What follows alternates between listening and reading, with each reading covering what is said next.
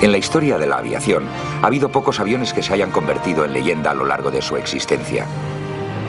Uno de ellos fue el Mosquito de Havilland, que estuvo en servicio con múltiples apariencias durante la Segunda Guerra Mundial. La historia del Mosquito se inicia en 1936, en una época en la que el rearme alemán ya no era ningún secreto y comenzaba a amenazar a la paz en Europa. Lo que más inquietaba era la creación por parte de Hitler de una poderosa fuerza aérea.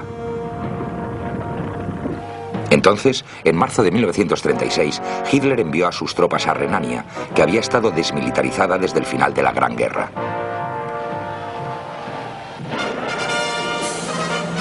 A la vista de esta amenaza creciente, los británicos habían empezado a rearmarse lentamente, dando prioridad a la fuerza aérea, la RAF.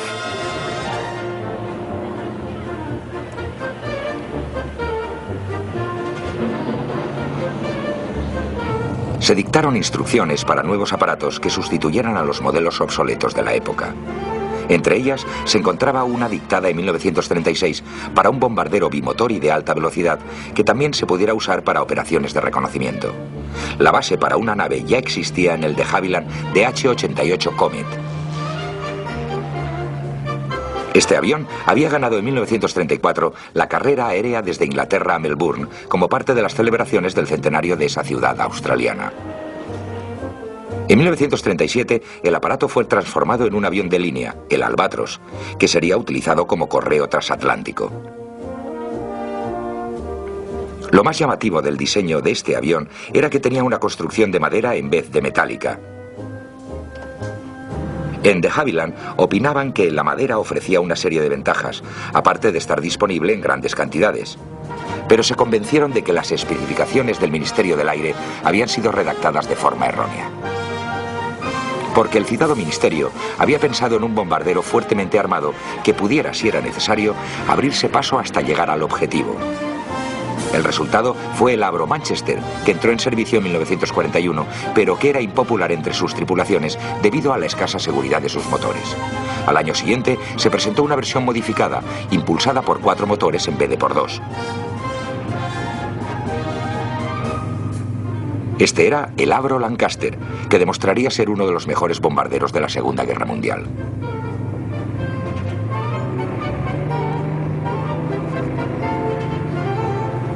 Pero volviendo atrás, a fines de los años 30, cuando las nubes de la guerra se cernían sobre el horizonte, el Ministerio del Aire había manifestado escaso entusiasmo por el proyecto de madera de Havilland. En marzo de 1938, las tropas germanas habían entrado en Austria. Hitler decretó el Anschluss, o unión entre los dos países, y volvió la mirada hacia los Sudetes, la provincia más occidental de Checoslovaquia. El pretexto que utilizó para anexionárselos fue su considerable minoría alemana, pero los checos se resistieron a sus exigencias y la guerra parecía inminente. Solo la evitaron las 2 visitas que efectuó el primer ministro británico Neville Chamberlain a Alemania en septiembre de 1938, pero a cambio de entregarle los Sudetes a Hitler.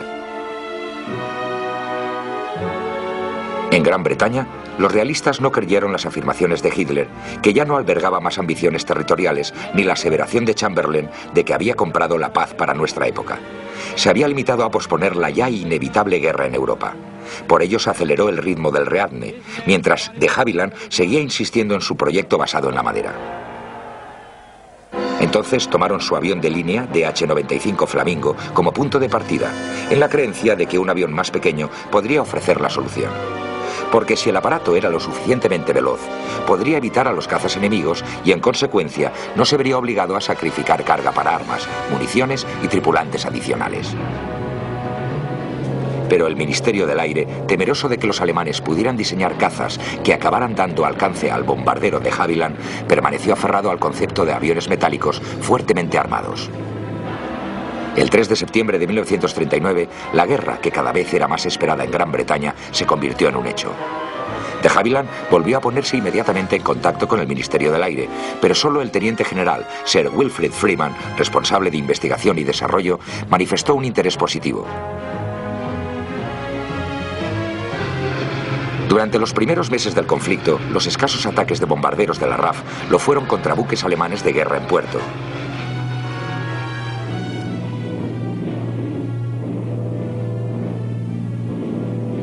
Pero los cazas germanos les infligieron fuertes bajas, lo que puso en entredicho la creencia de que los bombarderos fuertemente armados siempre conseguían pasar. Mientras tanto, de Havilland siguió perseverando. Al final, en enero de 1940, y bajo la presión del teniente general Freeman, el Ministerio del Aire accedió a financiar un prototipo de bombardero de reconocimiento. Esto le permitió al equipo de diseño de Havilland, que había instalado su base en una histórica casa de campo inglesa, Salisbury Hall, al norte de Londres, finalizar su trabajo en el proyecto.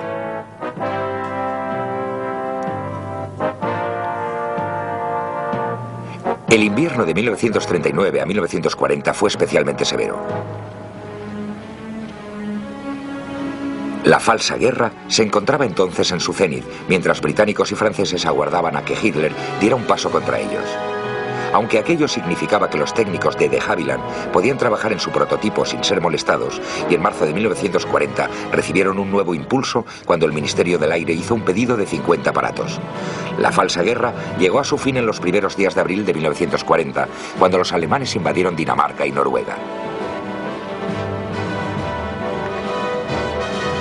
Al mes siguiente, los alemanes propinaron su principal golpe en la parte occidental contra Francia y los Países Bajos. En el espacio de solo 6 semanas, ambos países fueron invadidos. La fuerza expedicionaria británica había sido evacuada del puerto francés de Dunkerque y Gran Bretaña permanecía ahora sola frente a Hitler.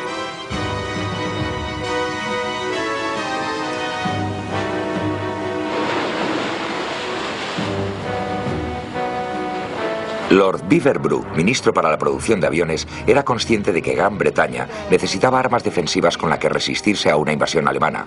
Por lo tanto, anuló el pedido a de Havilland para poder concentrar la producción en los cazas. Mientras la RAF se enfrentaba a la Luftwaffe en el cielo de Inglaterra, de Havilland intentó que Beaverbrook cambiara de idea. Al final lo consiguió.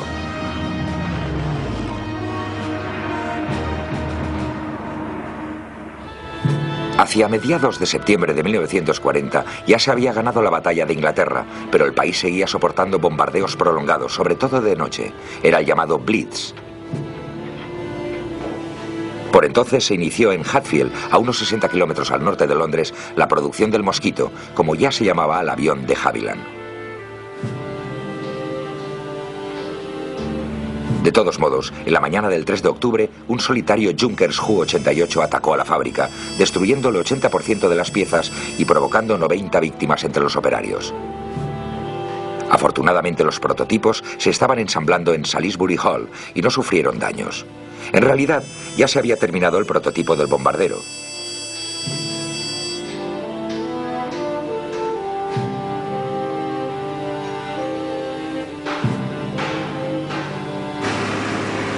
Este había efectuado su primer vuelo en condiciones de gran secretismo 2 días antes del ataque contra Hatfield. Y había convencido al equipo de diseñadores de que era un verdadero éxito.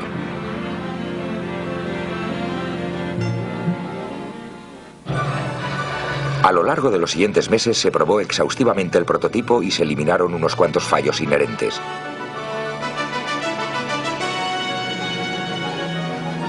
También se hicieron volar los prototipos del caza y del avión de reconocimiento fotográfico. Entonces comenzó en serio la producción de los 3 tipos.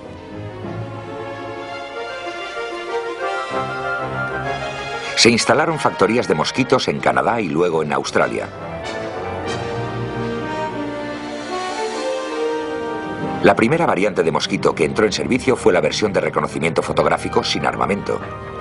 Este realizó su primera salida operativa hacia mediados de septiembre del 41. El primer avión de reconocimiento tenía una autonomía de casi 3.500 kilómetros. Era capaz de volar a 10.700 metros y tenía una velocidad máxima de poco más de 600 kilómetros por hora.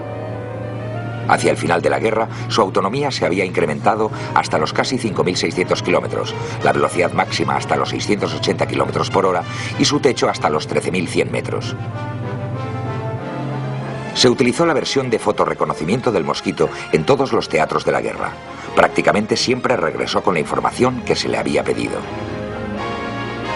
Uno de los principales éxitos del Mosquito fue la obtención de la primera evidencia firme de que los alemanes estaban desarrollando las bombas volantes V1 y los cohetes de vuelo libre V2.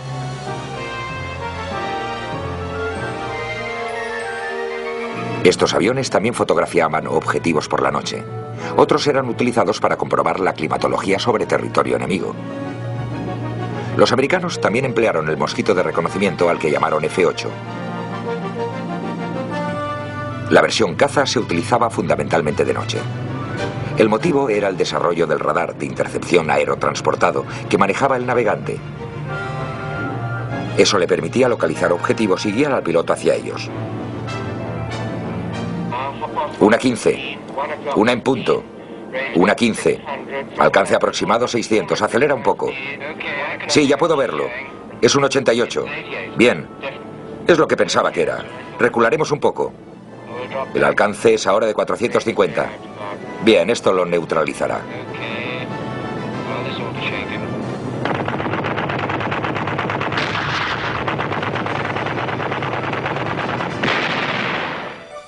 Estos cazas nocturnos comenzaron a escoltar a los bombarderos británicos sobre Alemania avanzada la guerra, con el fin de repeler los ataques de la Luftwaffe.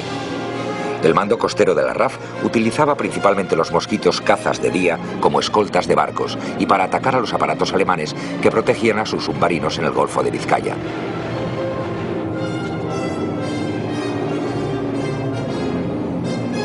Pero en junio de 1944, Hitler lanzó su ofensiva de bombas volantes V1 contra Gran Bretaña.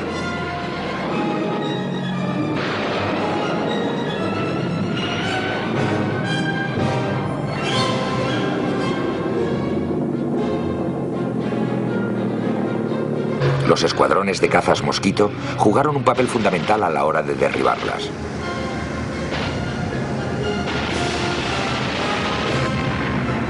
También se efectuaron pruebas para utilizar al Mosquito en los ataques contra barcos, armándolos con una versión de la famosa bomba rebotante de Barnes-Wallis, que había sido empleada en la espectacular incursión contra las presas alemanas del Ruhr en mayo de 1943. De todos modos, no llegó a usarse aquella bomba en acción, cuyo nombre en clave era Upkeep.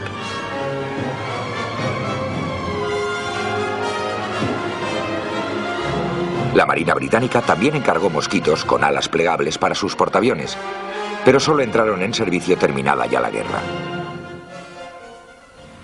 La versión más famosa del Mosquito era, sin duda, el cazabombardero. Podía transportar hasta 900 kilos de bombas o una combinación de bombas y 8 cohetes montados bajo sus alas. También iba armado con un cañón de 20 milímetros y ametralladoras en el morro. Este tipo de Mosquito resultó ser muy versátil.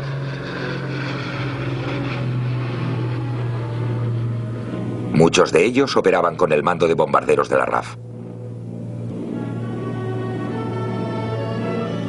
Algunos ayudaron a señalar objetivos mediante bombas incendiarias.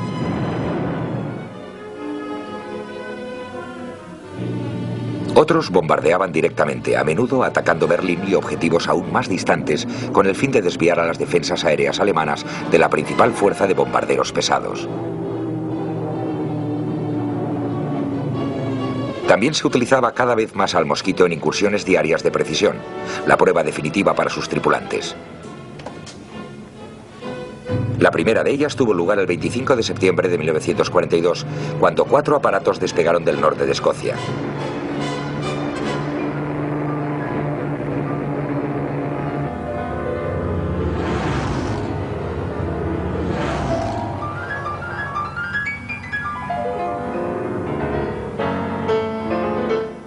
Se les había ordenado atacar el cuartel general de la Gestapo en Oslo, la capital de Noruega, con el fin de destruir sus archivos sobre el movimiento de la resistencia noruega.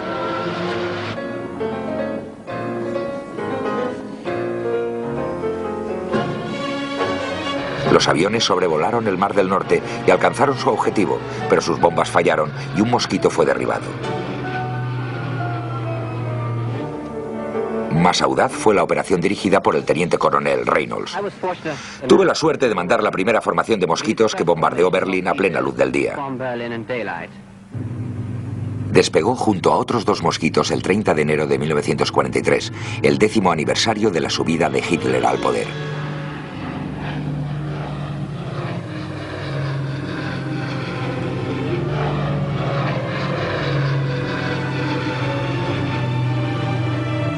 bombardearon la emisora de radio Wilhelmstrasse en Berlín y obligaron a aplazar el discurso en directo que iba a pronunciar el jefe de la Luftwaffe, Hermann Göring, en un mitin de seguidores. Unas pocas horas después, un segundo ataque contra la emisora de radio desbarató un discurso del ministro nazi de la propaganda, Joseph Goebbels. Ambas operaciones provocaron un gran embarazo a las autoridades nazis. Las incursiones también sirvieron para impulsar enormemente la moral británica y aliada.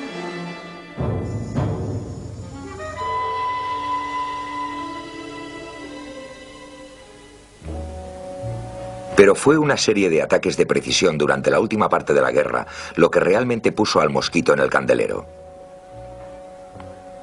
Estas operaciones exigían volar a muy baja altura y habían sido planeadas para ayudar a los movimientos de resistencia en la Europa ocupada por los alemanes.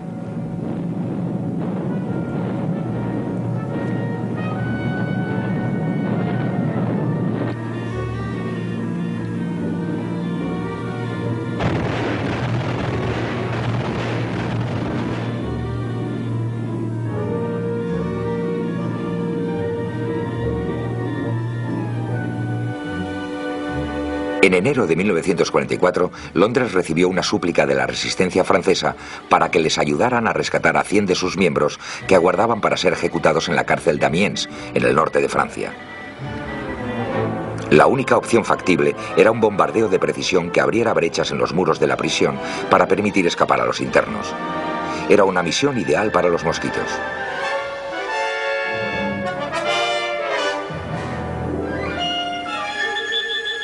Se escogió al jefe de escuadrilla Charles Picard para dirigir el ataque. Era un piloto muy condecorado que había centrado la atención en 1941 cuando interpretó el papel principal en una película documental sobre el mando de bombarderos de la RAF, Objetivo para esta noche. 19 mosquitos despegaron el 18 de febrero de 1944. Atravesaron el Canal de la Mancha volando bajo. Iban escoltados por 12 cazas Tifón. Los mosquitos alcanzaron la costa francesa y pusieron rumbo hacia su objetivo. La primera oleada de aviones atacó el muro este de la cárcel, sin conseguir abrir una brecha.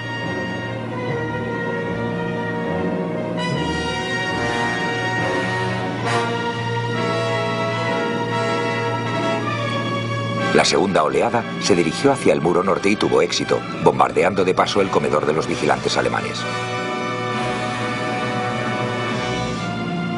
Picard ordenó que se retiraran los aparatos que quedaban. Mientras lo hacía, unos cazas FV-190 alemanes se lanzaron contra los mosquitos. Derribaron 2 aviones, incluyendo el de Picard.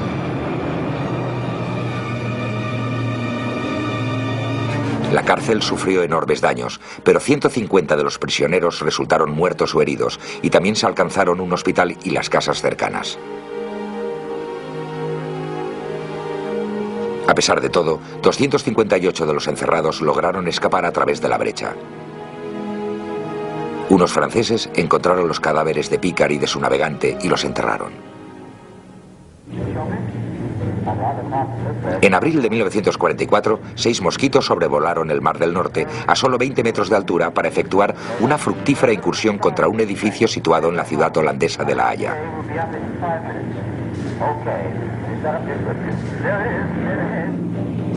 Su objetivo albergaba archivos utilizados por los alemanes para perseguir a los holandeses y los aviones emplearon bombas de acción retardada de 230 kilos para destruirlo.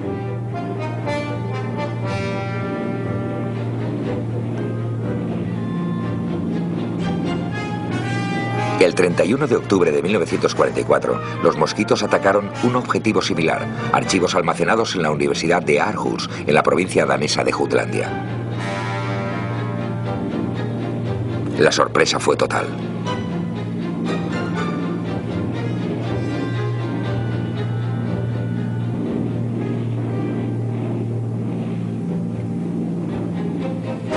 De hecho, los cañones antiaéreos alemanes no empezaron a abrir fuego hasta que los aviones se alejaban de su objetivo.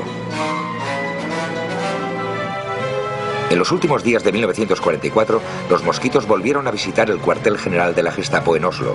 Los alemanes estaban más alerta de lo que habían estado en Aarhus. Los 12 aparatos resultaron alcanzados por el fuego antiaéreo y los daños sufridos por la central de la Gestapo fueron escasos. Y lo que era peor, más de 100 civiles noruegos resultaron muertos o heridos y 1 millar de personas perdieron su hogar.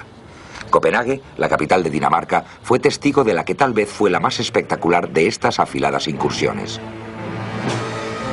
El objetivo era de nuevo un cuartel general de la Gestapo. Estaba situado en las antiguas oficinas de la compañía petrolera Shell. Sus organizadores dedicaron muchos esfuerzos a recabar toda la información posible sobre el edificio, sobre todo porque se encontraba en una de las zonas más densamente pobladas de la ciudad. Activistas de la resistencia danesa robaron un barco y sacaron fotografías del edificio desde mar adentro, que luego serían de gran utilidad para los aviones. Fueron enviadas de contrabando a Gran Bretaña. También se construyó una enorme maqueta de Copenhague, de forma que los aviadores pudieran estudiar sus movimientos con detalle. Poco después del amanecer del 21 de marzo de 1945, despegaron 18 mosquitos desde Inglaterra, uno de ellos pilotado por un oficial superior, el general de división Basil Ambry, que era el cerebro que estaba detrás de estas operaciones de los mosquitos. Los aviones sobrevolaron el Mar del Norte a tan baja altura que sus parabrisas se vieron cubiertos de sal. Después sobrevolaron tierra firme. La primera oleada se adelantó y atacó al edificio de la Shell con bombas incendiarias, incendiándolo.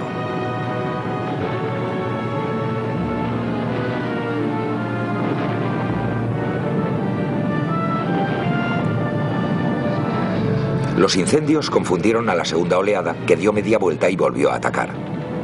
Desgraciadamente, el ala del avión principal chocó contra un mástil, catapultándolo hacia un colegio cercano. Los aviones que le seguían lo confundieron con el edificio de la Shell y lanzaron sus bombas sobre él. 27 profesores y 87 niños perecieron trágicamente. En el lado positivo, el edificio de la Shell resultó destruido, junto con la mayor parte de los archivos de la Gestapo. Además, una treintena de miembros de la resistencia danesa encarcelados allí consiguieron escapar. Aunque estas incursiones provocaron víctimas entre los civiles inocentes, salvaron numerosas vidas de resistentes.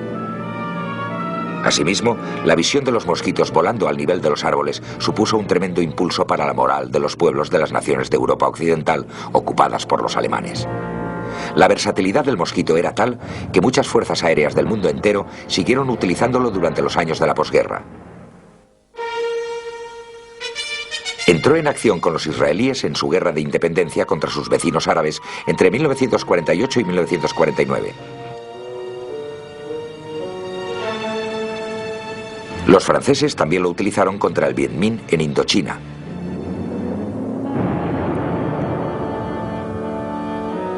La Fuerza Aérea de Chiang Kai-shek los pilotó en la última fase de la larga guerra civil china.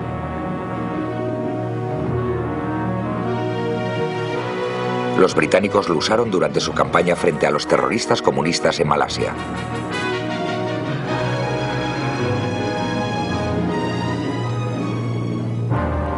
Cuando por fin cesó la producción del mosquito en 1950, se habían fabricado cerca de 8.000 unidades. En realidad, solo fue la entrada masiva en servicio de los reactores de combate lo que provocó su defunción.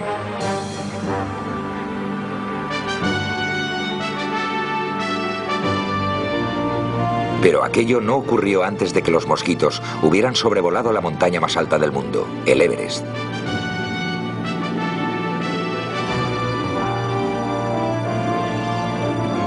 La dedicación de quienes lo diseñaron y el valor y la pericia de los tripulantes que lo pilotaron hicieron al mosquito de Havilland merecedor de su apodo, la maravilla de madera.